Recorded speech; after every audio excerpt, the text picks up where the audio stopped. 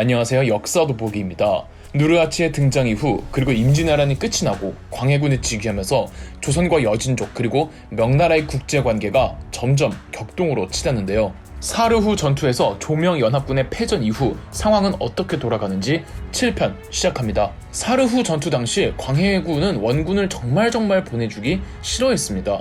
그렇지만 명나라의 압박과 국내 여론에 등 떠밀려 별 수 없이 강홍립을 도원수로 하는 1만 3천의 병력을 보냈고 결국 사르후 전투에서 대패배를 했죠. 강홍립의 조선군은 누구보다 강하게 싸웠지만 병력 절반 가까이를 잃고 결국은 투항을 합니다. 더불어 명나라 10만 병력도 깡그리 소멸해버렸죠. 누르하치의 대승이었습니다. 이러면은 이 누르하치 입장에서는 조선이 얄미울 법도 한데 조선에 대한 누르하치의 짝사랑은 지극정성이었습니다. 사르후 전투 후 얼마 안 있어 누르하치는 광해군에게 사신을 보내 후금도 조선과 척을 질 의향이 없다는 입장을 표명해옵니다. 그런데 임진왜란 때도 그랬지만 누르하치가 자꾸 조선에게 친하게 지내려고 하는 건 절대 조선을 짝사랑해서나 광해군이 뒤에서 무슨 공작이 있어서라고 보기는 힘듭니다. 젊었을 적 대상단을 꾸렸던 출신의 누르하치는 절대 손해보는 장사를 할 사람이 아니에요. 아주 옛날부터 만주의 유목민족들이 거대한 제국을 만들면 중국과 정면 승부를 하기 전에 무조건 한반도를 침공을 하든지 단판을 짓든지 관계를 확실하게 해야만 했습니다. 유목민족의 국가들이 가장 두려워하는 건 중국이랑 싸우다가 한국이 뒤에서 공격해오는 것이었습니다. 누르하치도 이제 본격적으로 중국 관내로 진입해서 이 본격적인 전쟁을 치르기 전에 조선과 관계를 확실하게 해야만 했고 누르하치는 당장 명나라와의 전쟁에 집중을 해야 하기 때문에 조선이랑은 화해 무드로 가고 싶어 했던 겁니다. 광해군 입장에서는 땡큐였죠. 광해군도 굳이 긁어 부스러 만들기 싫어했고 명나라와 후금의 전쟁에 개입하고 싶어 하지도 않았습니다. 그런데 누르하치가 먼저 손을 내밀었으니까요. 근데 이건 광해군 생각이고 조정의 신하들 생각은 오랑캐와 손을 잡는 거는 극사 반대했답니다. 심지어 광해군의 지지붕당이었던 북인들조차 광해군의 외교 정책에 대해선 등을 돌렸습니다. 광해군의 사냥개 노릇을 했던 이이청도 화친을 제안하러 온 후금 사신의 목을 베어버리자고 주장합니다. 대부분은 그냥 답장하지 말자고 했으나 광해군은 이렇게 말하며 신하들을 진정시키는 한편 답장을 작성하라는 엄명을 내립니다. 우리가 믿을 만한 군사력이 있으면 경들의 말대로 금의 서신을 불태워버리고 의리를 따를 수가 있소. 그러나 우리에겐 그런 힘이 없소. 고상한 말 몇 마디로 저들을 꺾으려고 하면 국가가 위태로워지오. 옛날 임진년 때도 외의 서신을 이딴 식으로 처리하다가 병란이 나지 않았소. 난 대의만을 들먹이며 흉악한 저들의 노여움을 자극하는 경들을 이해할 수가 없소.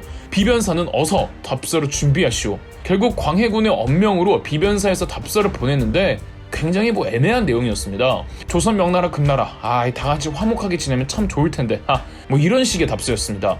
이래도 조정 신하들은 불만 한가득이었습니다. 광해군은 누르하치가 명나라와의 전쟁에서 큰 승리를 한 번 더 하면 분명히 조선으로 침공해 올 것 같은데 그래서 불안해서 미치겠는데 광해군의 속을 알아주는 사람은 없었습니다. 광해군은 비변사 회의에 참가하는 초고위직들에게 전쟁을 피할 수 있는 방법에 대해 논의하라고 엄청 푸시를 하는데도 비변사는 답답한 소리만 해대고 이렇다 할 대책을 마련하지 않습니다. 다음 대사도 실록에 나와 있는 광해군의 실제 대사인데 속 터지는 광해군의 심정이 그대로 드러납니다. 현재 우리나라의 정세가 매우 위급하다. 그런데도 비변사는 조금도 장구한 생각이 없어 종묘사직과 나라가 위태로운 처지에 있는데도 고성하고 원대한 말만 하고 있으니 오랑캐들이 침략해온다면 글과 말로 싸울 텐가. 오랑캐놈들이 우리나라를 침략해 한강에서 자기네 말들 물 주는 일은 없도록 해야 하지 않는가. 이에 대한 비변사 답변이 정말 어처구니가 없는데요.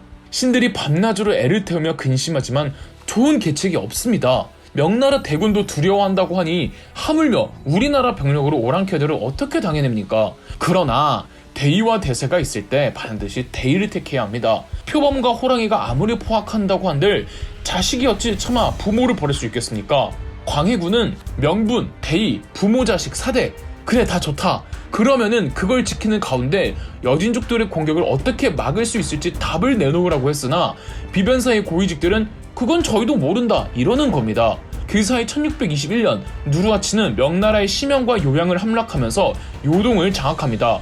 조선의 신하들도 말하는 거 보면은 이미 대세는 넘어간 걸 본인들도 알아요. 하지만 차마 입 밖으로는 꺼내지 못하는 겁니다. 그래서 이 당시 실록 기사들을 보면 비변사의 태업에 대해 힐난하다, 비변사의 성실한 업무 수행을 촉구하다, 위기가 닥쳤는데 출근 안 하는 대신들을 꾸짖다 이런 말들이 많습니다. 아주 난리죠. 이러던 중 광해군과 조선에 생각지도 못한 일이 발생합니다. 1621년 누르하치가 심양과 요양을 함락한 뒤 요동을 장악해가는 그 과정에서 탈주한 명나라 병력 일부가 조선으로 허가도 없이 마음대로 넘어온 겁니다. 그 병력을 이끌던 명나라 장수는 모문룡이었는데 압록강 지류의 작은 강에서 지나가는 여진족 10수명을 살해하고는 명나라 본국 정부에 자기네들이 조선 땅에서 여진족 1만 명을 격퇴했으며 앞으로 조선 땅에 있으면서 누르하치의 배후를 노리겠다는 과장 보고를 올립니다. 조선 정부 허락도 없었는데 말이죠.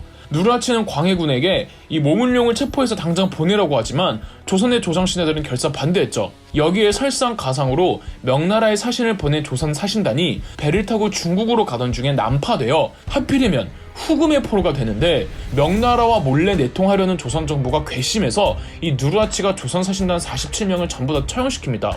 지금 광해군의 의도와는 다르게 누르하치의 후금과의 그 관계가 긴장되고 있는 겁니다. 이러니 더더욱 조선 조정의 신하들은 누르하치의 후금에 대해 강경하게 나가야 한다고 명나라를 도와야 한다고 더 적극적으로 부르짖죠. 광해군은 싫지만 일단은 모문룡을 후금으로 보내라는 누르하치의 요청을 씹고 모문룡을 평안북도 완전 끝자락에 있는 이 가도라는 섬에 숨겨줍니다. 말이 숨겨놓는 거지 가둬놓은 거예요. 그런데 이 교활한 놈이 좀 똑똑하다고 이 모문룡 이놈이 가도에서 별짓을 다 하는데 명나라 본국으로부터 군사비를 지원을 받아서 이를 바탕으로 조선의 상인들과 무역을 해서 자본의 규모를 늘리고 이를 명나라 실세들에게 로비를 하면서 정치적인 백을 만드는 겁니다. 그러면 명나라 본국에 있는 간신 실세들은 조선의 압력을 넣어서 모문룡에게 적극적인 지원을 하도록 했고요. 이렇게 한치 앞을 내다볼 수 없는 일촉즉발의 상황에서 1623년 인조 반정이 일어나 광해군이 폐위가 되고 인조가 왕위에 올랐습니다. 이에 대해 명나라 반응이 의외였는데요.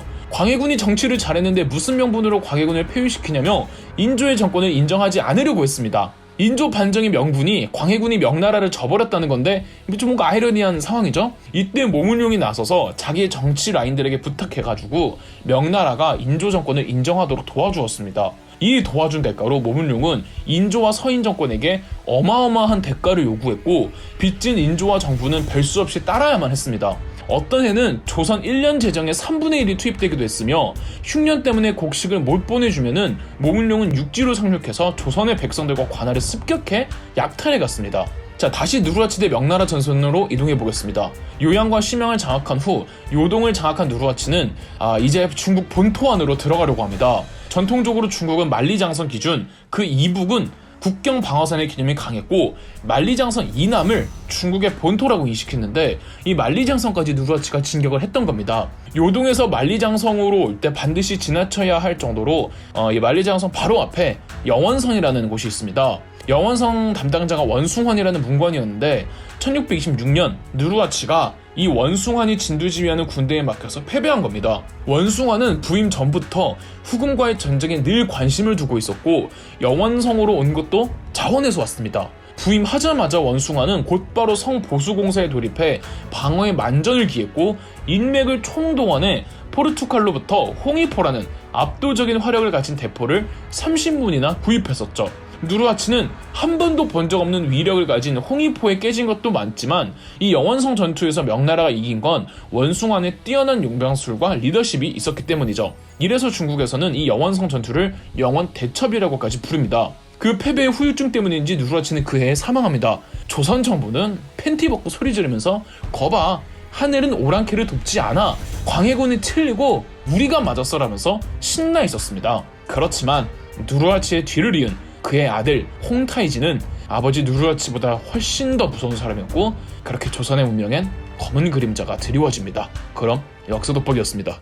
영상 재미있으셨다면 구독과 좋아요, 알림 설정까지 해주시면 감사드리겠습니다.